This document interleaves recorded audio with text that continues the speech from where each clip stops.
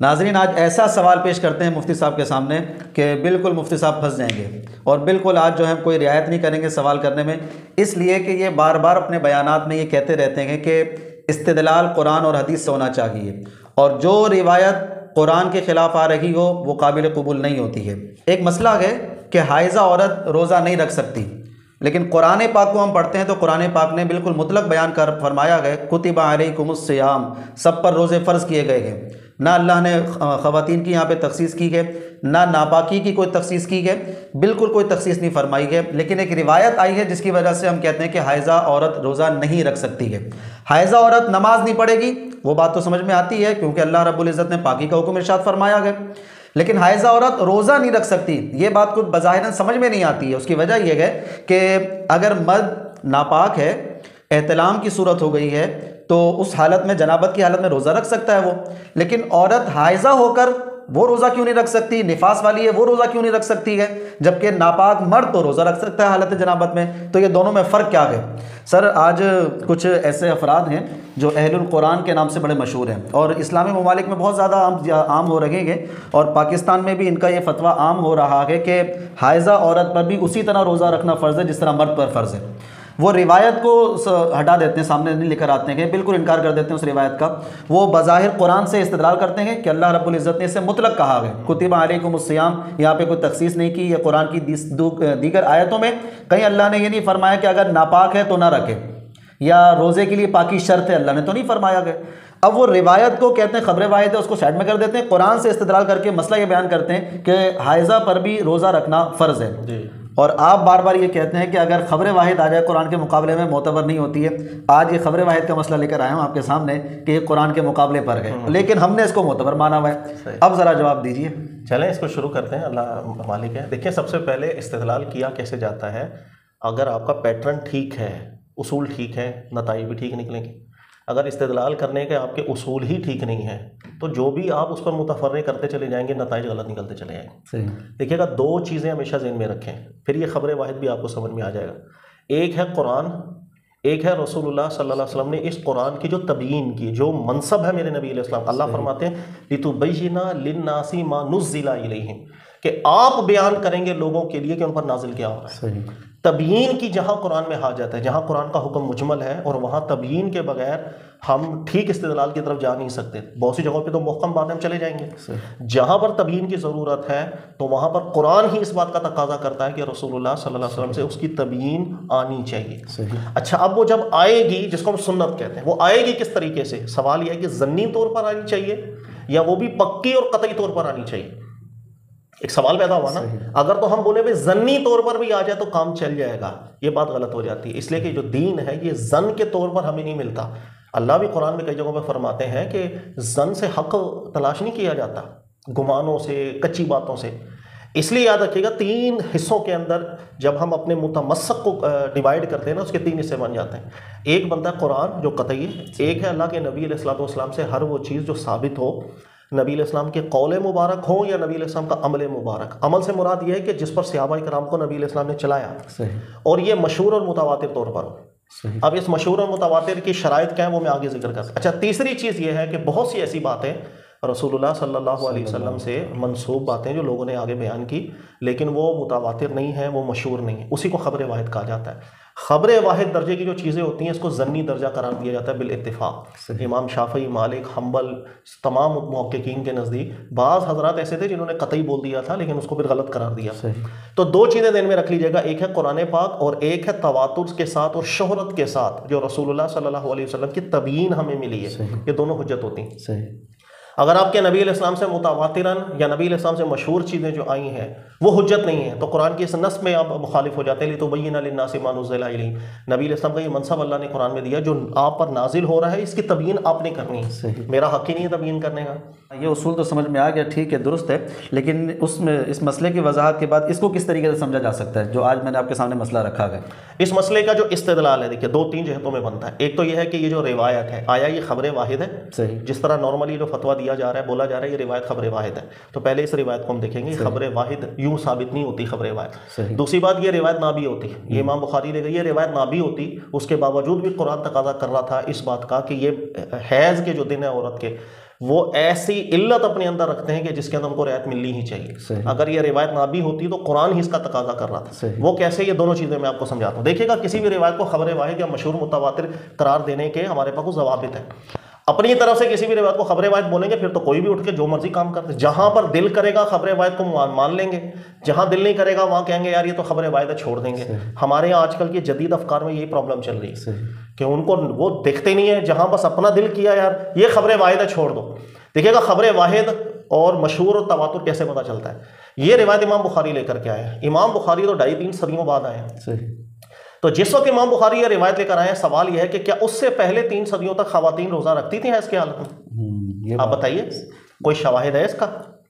کرنے اول کے اندر, کرنے ثانی کے اندر, کرنے ثالث کے اندر, جب یہ محدثین حدیثوں کو لے کر کے اپنی کتابوں میں یہ جو 3 صدیاں پیچھے گزری ہیں, کیا اس کے اندر خواتین نے روزہ رکھا؟ ایک بھی شواہد اس کا نہیں ملتا. بلکہ کرنے صدر اول سے لے کر کے ایک عملی تعامل اس چیز پر چلتا آیا کہ خواتین ان دنوں میں نہ نماز پڑھی ہے نہ انہوں نے نہ روزہ رکھا. اچھا, لہذا پہلی بات یہ کہ یہ روایت امام بخاری اگر نہ بھی لے کر کے آ رہے ہوتے نا تو اس سے پہلے ہی مسلمانوں کے اندر یہ عمل چلتا ہوا آ رہا ہے. وہ کہاں سے چلتا آ رہا ہے؟ اگر تو استدلال اس حدیث سے ہوتا تو نتیجہ یہ ہوتا کہ اس سے پہلے عورتیں غلط کر رہی ہیں, لیکن ہمیں چونکہ یہ حدیث مل چکی ہے اس وجہ سے ہم یہ کہیں گے کہ پیچھے والے دور غلط تھے, اب ہم ٹھیک ہیں. ٹھیک ہے, یاد رکھ لیجئے گا کہ تعامل اور جس چیز کی شہرت اللہ کے نبی علیہ السلام سے ثابت ہو, اس کے لیے کرنے صدر اول دیکھا جاتا ہے. صحابہ کرام کا جو دور ہے نا, اس کے شواہدات ہونے چاہیے آپ کے پاس, اس لیے کہ بعد میں تو ہر چیز متواتر ہوگی. جب یہ حدیثوں کی کتابیں لکھ دی گئیں پھر تو ہر حدیث خبر واحد کب رہی ہے؟ بھائی بخاری بچے کو یاد ہے, بخاری کی حدیثیں آپ فیس بک پہ آ رہی ہوتی ہیں, یوٹیوب پر آ رہی ہوتی ہیں, بچے کو یاد ہے نا. اب تو ہر چیز متواتر ہو چکی ہے, تو بعد کا تواتر نہیں دیکھا جاتا, تواتر ہوتا ہے کرنے صدر اول کا. تو اگر تو حائضہ عورتیں یہ ہوتا نا کہ کرنے صدر اول کے شواہدات مل لیے کہ صحابہ کی خواتین نے روزہ رکھا, بعد کے ادوار کی خواتین نے حیض کی حالت میں روزہ رکھا, لیکن جب سے امام بخاری یہ خبر روایت حدیث لائے تھے اس کے بعد سے علماء نے کہا کہ نہیں پہلے والے غلط تھے, چونکہ ہمیں حدیث مل چکی ہے, اب فتویٰ یہ ہے کہ عورتیں یعنی آپ جو کہہ رہے ہیں کہ یہ خبر واحد سے پہلے بھی ایک عملی تواتر چلتے ہوئے آ رہا تھا کہ خواتین جو ہے نا وہ حالت حیض میں روزہ نہیں رکھتی تھی. جی. تو یہ روایت کیا اسی لیے معتبر مانی گئی ہے کہ چونکہ عمل پایا جا رہا ہے تواتر کے ساتھ تو اس لیے اس روایت کو معتبر مان لیا؟ یہ روایت ان شواہدات کی مطابقت میں تھی اس لیے علماء نے قبول کی. اگر یہ روایت نہ بھی ہوتی پھر بھی علماء کا فتویٰ یہی ہوتا کہ بھائی ان دنوں کے اندر خواتین روزہ نہ رکھیں, چونکہ عملی تواتر, اس لیے کہ عمل یہی چلتا ہوا آ رہا ہے. اچھا صحیح. اگر دیکھو جو عمل چلتا ہوا آ رہا ہے نا, اس کے خلاف کے اوپر اگر کوئی حدیث آ جاتی ہے اس حدیث کو ضعیف بول دیتے ہیں بالاتفاقی طور پر. امام مالک نے 50 حدیثوں کو صرف ضعیف اس لیے بولا, انہوں نے کہا کہ جو مدینہ کا تعامل ہے یہی اس کے خلاف کھڑا ہے. مثال کے طور پر حضرت عبداللہ ابن عمر کی روایت آ گئی صحیح طریقے کے ساتھ, اور وہ یہ ہے کہ عورت کے دبر سے استمتاع جائز ہے. تو امام مالک نے کہا نہیں مدینے کا تو تعامل ہی اس کے خلاف ہے, یہ روایت چاہے صحیح سند کے ساتھ ہے میں کیا کروں. جو ایک عمل چلتا ہوا آ رہا ہے وہ مضبوط دلیل ہوتی ہے, چاہے قول پر ہو وہ تعامل, چاہے عمل پر ہو. کرنے صدر اول کا تعامل ضروری ہے, اس لیے کہ دوسرے جو بعد کے ادوار کے اندر بھی بہت سی چیزیں متعامل ہوئی ہیں وہ حجت نہیں ہوتی ہیں. کرنے صدر اول کے شواہدات آپ کے پاس ہونے چاہیے, ورنہ آج بھی لوگ کھڑے ہو کے کہہ دیتے ہیں فلاں چیز تو شروع سے امت میں چلتی ہے. شروع سے نہیں چلتی آ رہی ہوتی, کرنے صدر اول کے اس میں مرفوع ہونے کی آپ کے پاس شواہدات ہونی چاہیے, ورنہ اس کا تواتر ثابت نہیں ہوتا. تو یہ لوگ جو اہل قرآن والے یہ بات کہہ رہے ہیں اس کو خبر واحد قرار دے کر, ان کو کیا اس طریقے سے جواب دیا جائے گا کہ جناب یہ عملی تواتر چلتے ہوئے آ رہا ہے صحابہ کرام کے زمانے سے, امام بخاری کے یہ روایت لانے سے پہلے بھی لوگ جو ہے روزہ نہیں رکھ رہے تھے حالت حیض میں خواتین, اس وجہ سے اس روایت سے کو ہمیں کوئی فرق نہیں پڑ رہا. تو اگر یہ خبر واحد ہو بھی تو کیا جاتا ہے؟ ایک جواب تو ان کا یہ ہے کہ جس وقت ان حضرات نے کہا یہ حدیث خبر واحد ہے تو یہ جواب ہے کہ سر یہ خبر واحد نہیں. اگر یہ خبر واحد ہے یا اس سے استدلال کی بنیاد پر یہ نتیجہ نکالا ہوا ہے, ٹھیک ہے, تو اس کا مطلب یہ ہونا چاہیے کہ اس حدیث کے آنے سے پہلے عمل کچھ اور ہو. آپ ہمیں بتا دیں کہ بھائی اس سے پیچھے کرنے صدر اول میں کوئی یہ گواہی آپ کے پاس ہے کہ عورتوں نے روزہ رکھا, دوسرے تعامل تیسرے میں صحابی, کوئی ایک شواہد آپ کچھ بھی موجود نہیں. یہاں تک کہ بعض حضرات اہل القرآن میں سے ایسے بھی تھے, اب وہ وہاں کی بات کر رہا ہوں میں, آؤٹ آف کنٹری کی, تو اسی ٹاپک کے اوپر ہماری گفتگو بھی ہوئی ہے. تو میں نے ان سے یہ کہا تھا کہ مجھے کوئی شواہد تو دو. کہ آپ کہہ رہے ہیں کہ اس حدیث خبر واحد سے استدلال کر کے یہ مسئلہ بنا, تو اس حدیث سے پہلے کیا تھا؟ تو پہلے بھی نہ صحابہ کرام کی خواتین نے روزہ رکھا, نہ بعد والوں نے رکھا, نہ اس کے بعد. تو یہ میں جواب دے رہا ہوں کہ کسی بھی روایت کو خبر واحد اپنے منہ سے نہیں قرار دیا جاتا. جیسے آج کل کی افکار ہے وہ ہم دیکھ رہے ہوتے ہیں نا بہت سے پروگرام, یہ حدیث خبر واحد, وہ سر خبر واحد کون سی روایت ہوتی ہے, اس کی شرائط کیا ہے وہ ہمیں پتہ نہیں. ہم سمجھتے ہیں کہ بخاری کے اندر جتنی روایتیں ہیں یہ خبر واحد ہیں. یہ بے وقوفی ہے اللہ کے بندو.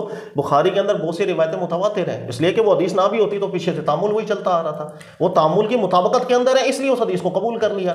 اچھا, جو ہم لوگ تواتر متواتر روایت پڑھتے ہیں درس نظامی میں جب اصول فقہ پڑھ رہے ہوتے کہ وہ نبی علیہ الصلوۃ والسلام کے زمانے میں ہی بہت زیادہ مشہور ہو گئی, ایک وہ متواتر, اور ایک تواتر کیا یہ ہے کہ اگر کوئی بھی روایت آ رہی ہے اور اس سے پہلے عملی تواتر چلتے ہوئے آ رہا ہے لوگوں کا، اور یہ روایت اس کی مطابقت میں ہے، تو یہ بھی تواتر میں چلی جائے گی؟ دیکھیں، فن حدیث کا تواتر الگ ہوتا ہے، اچھا، مختلف فنونات کی ڈیفینیشنز اپنی اپنی ہوتی ہیں۔ روایت حدیث کا تعامل الگ ہے، مجتہد کا تعامل الگ ہوتا ہے۔ میں مجتہد کے تعامل کی بات کر رہا ہوں۔ مجتہد کا جو تواتر ہوتا ہے وہ الگ چیز کو دیکھ رہا ہوتا ہے۔ بھائی میں اس کی مثال، آپ کبھی کبھی کوئی روایت وہ ضعیف ہوتی ہے لیکن اس پر عمل کرنا ضروری ہوتا ہے، کیوں؟ اس لیے کہ وہ شروع سے ایک عمل کا ثبوت اس پر ہوتا ہے۔ مثال کے طور پر ہمارے یہاں جیسے باتیں ہوتی ہیں، بھائی رفع الیدین کے بغیر نماز پڑھنا، یار اس پر جتنی بھی روایتیں وہ ضعیف ہیں۔ ضعیف روایت آپ کو کچھ نہیں کہتی، اس لیے کہ جس وقت یہ روایتیں اکٹھی ہوئیں چھوڑ دو اس کو، اس سے پیچھے بھی لوگ بغیر رفع الیدین کے نماز پڑھ رہے تھے، صحابہ کرام سے بھی ثابت ہے بغیر رفع الیدین کے نماز پڑھ رہے تھے، ان کو دیکھ دیکھ کے لوگ پڑھ رہے تھے۔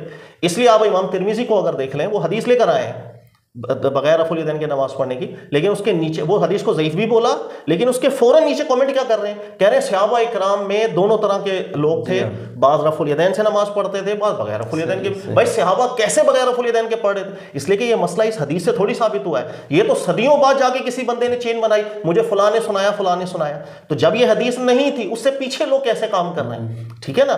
اس کو کہتے ہیں تامل سے استدلال، بڑا استدلال ہوتا ہے روایت الحدیث سے۔ اور یاد رکھیے گا کہ ہماری جو فن حدیث ہے اس کے اندر تعامل کی بنیاد کے اوپر بہت بڑی بڑی روایتیں ہیں جس کو ضعیف قرار دیا گیا، چاہے وہ سند میں ٹھیک ہوتی ہیں، یہ بڑی دلیل ہوتی ہے۔ تو یہ جواب ہے صرف اس چیز کا کہ اس کو حدیث خبر واحد بول دینا، خبر واحد یہ نہیں ہے۔ ٹھیک ہے، یہ دو اسٹیپ تو ہو گئے ہمارے، خبر واحد کا بھی پتہ چل گیا اور تعامل کا بھی پتہ چل گیا۔ اب یہ بتائیے کہ اس مسئلے میں کہ حائضہ خاتون روزہ نہیں رکھے گی، اس مسئلے میں بنیادی طور پر قرآن کیا بتاتا ہے؟ ہاں، اب یہ آ جائیں کہ بھائی اگر ہمارے بالفرض ہمارے پاس تعامل بھی نہیں ہے، تعامل بھی نہیں، روایت بھی نہیں، ہمارے پاس روایت بھی نہیں ہے، قرآن ہمیں کیا کہہ رہا ہے؟ اشارہ دے رہا ہے کہ یہ وہ مسئلہ ہے جس میں عورتوں کو نرمی ہونی چاہیے، یا یہ وہ حالت ہے کہ جس کے اندر عورت کو ہمیں کہہ دینا چاہیے کہ روزہ رکھو۔ قرآن زیادہ اپنا غالب رجحان کی جانب رکھ رہا ہے، ٹھیک ہے؟ اگر ہم یہ سمجھ لیں ہمارے پاس کوئی روایت نہیں ہے، کوئی تعامل نہیں ہے۔ اب دیکھیں قرآن پاک کو، اللہ فرماتے ہیں کتب علیکم الصیام، تم پر روزے فرض ہے۔ بظاہر ایسا لگ رہا ہے مرد عورت دونوں پر ہر حالت میں فرض ہونے چاہیے۔ اسی سے نتیجہ نکالا جاتا ہے چونکہ یہ عام حکم ہے، عورتیں بھی اس میں داخل ہیں، پاکی کی حالت ہو یا حیض والی حالت ہو، دونوں اس میں داخل ہیں۔ اچھا، پھر یہ حضرات استدلال یہ کرتے ہیں، اللہ تعالیٰ نے جب حیض کی بات ہے نا، یسألونک عن المحیض، آپ سے حیض کے متعلق سوال کر، اللہ نے فرمایا قل هو اذی فاعتزلوا النساء فی المحیض، کہ یہ ایک اذی ہے، ناپاکیاں ہیں، اس سے دور رہو۔ پھر اللہ نے فرمایا کہ پھر اس وقت پاس آؤ جب یہ پاک ہو جائے۔ پھر وہ استدلال کرتے ہیں کہ حیض کا تعلق ناپاکی کے ساتھ ہے۔ اچھا، نماز کے حق میں اللہ فرماتے ہیں وَثِيَابَكَ فَطَهِّرْ، کہ اپنے لباس کو انسان پاک رکھے۔ لباس پاک ہو تو جسم بدل جاؤ نا، صحیح۔ جب ان کی ناپاکی ثابت ہوگی تو ہم یہ کہہ سکتے ہیں کہ قرآن نے اشارہ دے دیا کہ نماز اس پر معاف ہونی چاہیے، لیکن روزے میں پاکی اور ناپاکی کا کیا تعلق ہے؟ ایک مرد بھی جنابت کی حالت میں روزہ رکھ سکتا ہے تو عورت کیوں نہیں؟ اچھا، ان کا دھیان صرف اس طرف چلا گیا کہ وہ اذا کا جو لفظ ہے نا، اس کو ناپاکی کے معنی میں لے کے گئے، اور ناپاکی سے پھر وہ نماز کی شرائط پہ چلے گئے۔ مسئلہ یہ ہے کہ قرآن پاک کو قرآن کے پیکج سے سمجھا جاتا ہے۔ قرآن جس لفظ کو ذکر کرے اس کے اطلاقات کو دیگر مقامات پر بھی دیکھا جاتا ہے۔ اللہ نے حیض کی حالت کو قرآن میں ذکر کیا، قل هو اذی فاعتزلوا النساء فی المحیض، یہ ایک اذا ہے۔ اذا کے دو معنی ہوتے ہیں، ایک ناپاکی بھی ہوتا ہے، اور ایک اذا کا معنی ہوتا ہے کہ ایسی کیفیت، ایسی تکلیف والی کیفیت کہ جس کے اندر انسان کو بالکل وہ مستحق ہے کہ اس کو ہم اس حکم سے نرمی دیں، ہم اس حکم میں کوئی نہ کوئی اس پر نرمی کریں، ہم اس کو نکالیں اس کیفیت سے۔ اذا کا یہ معنی بھی ہوتا ہے۔ اب آپ قرآن پاک کی دیگر جگہوں پر دیکھیں، اللہ نے اسی لفظ اذا کو لا کر کے دیگر مقامات پر بھی نرم احکامات بیان کیے، مردوں کے لیے بھی، دیگروں کے لیے بھی۔ بھائی کیسے؟ آپ اسی سورہ بقرہ کے اندر دیکھیں، جب حج والی بات آئی تو اللہ تعالیٰ نے ارشاد فرمایا او اعظم من رأسہ، اگر کسی کے سر میں اذا ہو ففدیۃ من صیام، تو وہ فدیے کی طرف جائے۔ اسی لفظ کو لا کر، یعنی اذا والے لفظ کو لا کر اللہ تعالیٰ نے نرم حکم بیان کیا کہ یار تم یہ چھوڑو، تم لوگ فدیے کی طرف جاؤ۔ تو اذا کا جو لفظ اپنے اندر اذیت والا معنی رکھتا ہے، وہ خود تقاضا کر رہا ہے کہ قرآن اس کو دیگر جگہوں کے اوپر لا کر بھی فدیے کی طرف جا رہا ہے، یعنی اصل چیز میں نرمی دے رہا ہے۔ اچھا، اسی طریقے سے آپ دیکھیں دیگر بھی اطلاقات اس کے دیکھیں، اللہ نے فرمایا وَلَا تَكُونُوا كَالَّذِينَ آذَوْا مُوسَىٰ، ان لوگوں کی طرح نہ ہونا جنہوں نے اذیت دیا تھا موسیٰ علیہ السلام، فَبَرَّأَهُ اللَّهُ مِمَّا قَالُوا، تو اللہ تعالیٰ نے اس اذیت سے نکال دیا تھا حضرت موسیٰ علیہ السلام کو بات۔ یہ آیت بھی آپ ذرا غور کریں کہ کیا دلالت کری کہ جہاں پر عذا آتا ہے وہ اس کیفیت کو عذاب بولا جاتا ہے کہ جس سے اللہ بری کرتا ہے، وہ اچھی کیفیت کا نام ہی نہیں ہے۔ میں اس کی 50 مثالیں دے سکتا ہوں اور قرآن پاک سے۔ عذا کا لفظ اپنے اندر ناپاکی بھی رکھتا ہے، اور عذا کا لفظ اپنے اندر ایسی اذیت والا معنی بھی رکھتا ہے کہ جس کے اندر قرآن دیگر مقامات پر اطلاق کرتا ہے کہ اس کیفیت سے نرمی کی جائے اور اس کو دیگر جگہوں پر۔ یہ جب اصل آپ کو سمجھ میں آ جائے گی، اب آپ دیکھیں اللہ تعالیٰ بیان کرتے ہیں کہ اس کیفیت کے اندر عورت قل هو اذا، اذا کے اندر ہے، ناپاکی والے معنی میں تو نماز میں آپ نے رعایت لے لی, تو سر اس میں جو اذیت والا معنی اب آ رہا ہے اس میں روزے میں کیوں نہ رعایت ملی جائے جب دیگر جگہوں پہ اللہ نے رعایت دی ہے؟ تو قرآن کا استدلال بھی اس بات کا تقاضا کر رہا تھا کہ اذا کا لفظ اللہ اسی لیے لے کر آئے ہیں تاکہ یہ تمہیں اشارہ ملے کہ اس کو یہاں پر بھی رعایت ملنی چاہیے. اس طریقے سے سمجھ میں آیا. اگر اذا کو اگر صرف ناپاکی معنی میں لیں گے تو پرابلم ہوگی اور یہ بات سمجھ میں نہیں آئے گی, لیکن اگر اذا کو قرآن پاک کے دیگر مقامات سے دیکھیں تو وہاں پر اس کا معنی اذیت کا بھی لیا گیا ہے, اور وہ اذیت کے جس سے اللہ تعالیٰ بری کرنا چاہتا ہے, جیسے آپ نے آیت پاک پڑھی موسیٰ علیہ السلام کے بارے میں آیت پاک ہے, تو بالکل پھر ایسا لگتا ہے کہ خواتین کو یہ کیفیت اذا والی ہوتی ہے, یعنی وہ حالت حیض میں ہوتی ہیں, قل ہوا اذا, جیسے اللہ نے فرمایا کہ وہ اذا کی کیفیت میں, تو اس کیفیت میں ہوتی ہیں تو ان کو اس سے بری ہونا چاہیے, بالکل یہ بات یہ قرآن کی مطابقت میں لگ رہی ہے. اس کے علاوہ بھی آپ دیکھیں اذا کے اندر ناپاکی والا معنی بھی ہے, اذا میں اذیت والا معنی. اس کو آج کل کی جدید میڈیکل علوم کے ذریعے بھی دیکھا جائے گا نا, تو جس وقت یہ مخصوص دن ہوتے ہیں عورت کے, تو چونکہ اس ایک تو ناپاکی ہے جس کو ہم حسی ناپاکی کہتے ہیں, اور اس کے علاوہ بھی وہ مینٹلی آج کل کے جدید علوم بھی بیان کرتے ہیں وہ اس کیفیت میں نہیں ہوتی جس میں نارمل ایک عورت ہوگی عام دنوں کے اندر. اس کے اندر غصہ, اس کے اندر چڑچڑاپن, بلکہ باقاعدہ سے میڈیکل ٹرمز کے اندر ان دنوں میں عورت کو ایک پیشنٹ ہی سمجھا جاتا ہے, نفسیاتی پیشنٹ بھی ہے وہ, جسمانی پیشنٹ بھی ہے. اس لیے آپ نے دیکھا ہوگا کہ حیض کے دن آتے ہیں نا, جس وقت اس حالت میں اگر وہ چڑچڑی ہو گئی, شوہر سے تو طلاق ہو گئی, شوہر طلاقیں دے دے, ان دنوں میں طلاق کو بھی ہمارا دین نہیں شمار کرتا. اس کی ایک حکمت یہی ہے کہ یہ ابھی نارمل کیفیت کے اندر نہیں ہے, اس لیے یہ جو کیفیت حیض کی ہوتی ہے اس کو بعض محققین ذکر کرتے ہیں یہ مشابہ بھی ہے, جیسے اللہ نے بیان کیا اگر تم مریض ہو یا مسافر ہو تو بعد میں روزے رکھ لو, تو یہ مریض کے قائم مقام ہو جاتی ہے اذیت کے معنی کے اندر, کہ نہ وہ مینٹلی طور پر ٹھیک ہے ابھی, نہ فزیکلی طور پر ٹھیک ہے, اس لیے وہ رعایت کی مستحق بنتی ہے. فبرأ اللہ, اللہ بری کرے گا ان کو, نرمی کر دے گا. یہ بات اب سمجھ میں آ گئی کہ ہمارا استدلال خاص طور پر خبر واحد سے نہیں ہے, ہاں بالکل, بلکہ یہ ایک عملی تواتر چلتے ہوئے آ رہا تھا, اس کے زمرے میں یہ روایت قبول کر لیتے ہیں تو ایک الگ بات ہے. لیکن دوسرے اسٹیپ پر اگر ہم یہ کہیں کہ جناب عملی تواتر کو بھی ہٹا دیتے ہیں اور اس خبر واحد کو بھی ہٹا دیتے ہیں, اب قرآن کے مزاج کو دیکھتے ہیں. یہ بات آپ نے بڑی اچھی بتائی کہ بالکل ہے. اور یہ بھی چیز بتا دوں کہ اگر بالفرض ہمارے پاس تعامل نہیں بھی ہوتا نا, تو یہ خبر واحد کو رد اس وقت کیا جاتا ہے قرآن کے خلاف جاتی مطابقت میں, تو رد کیسے کریں بھائی جب قرآن کہہ رہا ہے عذاب کی کیفیت میں او عظم من رأسہ. اصل میں مسئلہ یہ نا کہ ان آیتوں کو پڑھ کے ہمیں سمجھ میں آئے گا کہ یہ مطابقت میں, اگر قرآن کے دیگر مقامات کو نہیں پڑھا تو نہیں پتہ چلے گا کہ مطابقت میں, وہ تو سیدھی سیدھی واقعی ان کے ذہن کے مطابق تو مخالفت میں جا رہی ہے, یعنی اللہ نے مطلق رکھا ہے. اس لیے میں اکثر بیان کرتا ہوں کہ آج کل کی جو جدید افکار ہیں آپ صرف ان کا نقطہ نظر ہمیشہ پڑھیں گے نا, لگے گا یار قرآن سے ہی تو استدلال کر رہا ہے, لیکن جیسے ہی وہ اس رویے پہ آئے گا نا کہ بھائی ماضی میں سارے تھے بے وقوف, آپ سمجھ لو یہ بے وقوف بنا ہوا ہے, اچھا وہ ٹھیک استدلال نہیں کر رہا.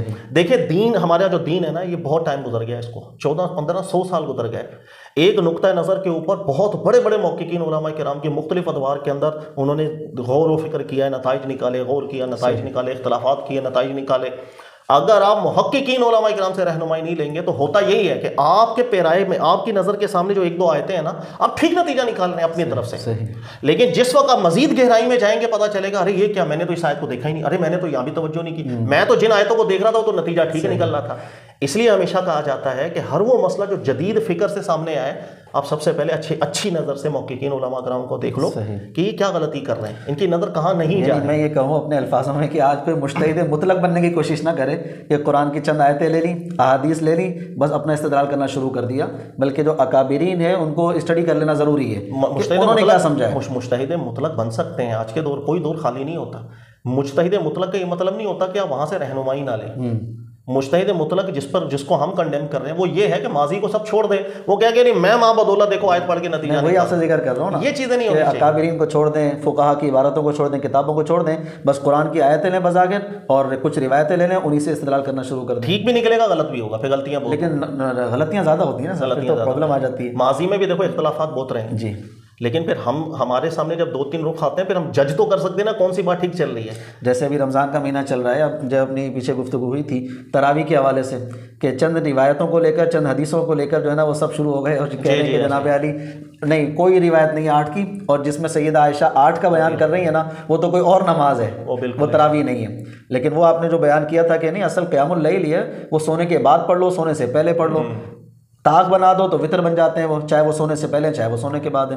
اور کابرین نے تو جیسے لکھا کہ وہ 8 ہی روایت کی روایت جو ہے نا وہ ثابت ہے، یا اور بھی روایتیں 2 والی بھی ہیں، 13 والی بھی ہیں، 21 والی بھی ہیں، مختلف ہیں، لیکن 20 کا عدد جو ہے نا وہ صحابہ کرام سے شروع ہوا باقاعدہ اہتمام کے ساتھ، باقاعدہ اہتمام کے ساتھ، ورنہ نبی علیہ الصلوۃ والسلام سے مختلف عدد ہے۔ سر بہت شکریہ، یہ بڑا سوال گھوم رہا تھا سوشل میڈیا پر تو میں نے سوچا کہ آپ سے اس کو ذکر کیا جائے۔ اسی طرح بہت سارے سوالات جس میں میں سوچتا ہوں سمجھتا ہوں کہ ہم پھنسائیں گے مفتی صاحب کو، بہت سارے سوالات ہیں، کمنٹس میں بھی آتے رہتے ہیں، دیگر مقامات سے بھی ہمیں پتہ چلتے ہیں، ہم نے خود بھی کرنے ہوتے ہیں، تو انشاءاللہ ایسے ہی سوالات رمضان کی نشستوں میں کرتے رہیں گے۔ پھر اگلے پروگرام کی طرف آپ انشاءاللہ نظر رکھیے۔